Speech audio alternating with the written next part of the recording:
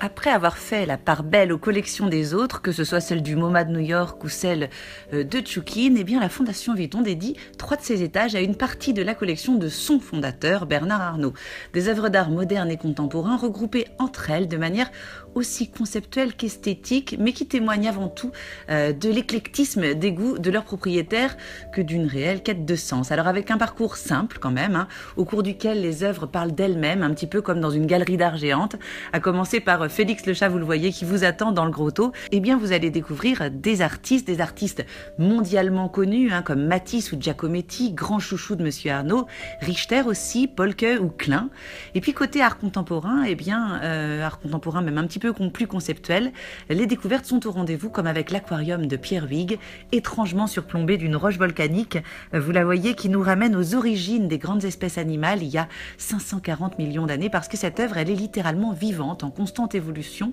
peuplée de petits crabes et d'autres structures organiques, des organismes justement qui fascinent aussi l'artiste Philippe Parreno, dont on pourrait admirer les vidéos qui font d'une cellule de bactéries une véritable œuvre d'art. Coup de cœur aussi pour cette drôle de sculpture signée Matthew Barnet, qui crée une forme presque organique, là encore, en mêlant du bronze en fusion avec de l'argile et de l'eau, ce qui génère des conflits chimiques et qui forme cette superbe dentelle métallisée. Et puis quand certains artistes jouent sur l'accident et aiment ce qui leur échappe, eh bien d'autres au contraire ne recherchent qu'une ultime réalité, c'est la perfection, à l'instar de James Lee Byers, l'artiste d'or, comme on le surnomme, et de ses anneaux et sphères parfaites, symbolisant modestement l'éternité. Modeste toujours, on finit par avoir l'habitude de ses excentricités, c'est Maurizio Cattelan, l'enfant terrible de l'art contemporain, qui nous propose un mur d'autoportraits comme autant d'expressions différentes d'un seul et même visage, cloné en latex. On se laissera enfin envelopper par le film 3D Nightlife de Cyprien Gaillard, avec ses images vivifiantes tout en harmonie.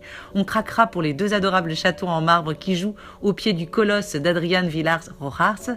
On cherchera l'erreur derrière l'hologramme sidérant de Dominique González Forster, et on pourra rester des heures, je vous dis, à admirer la composition poétique des néons de Dan Flavin. Ici, 28 artistes nous livrent leur vision du monde, à vous de découvrir au diapason desquels vous vous trouverez.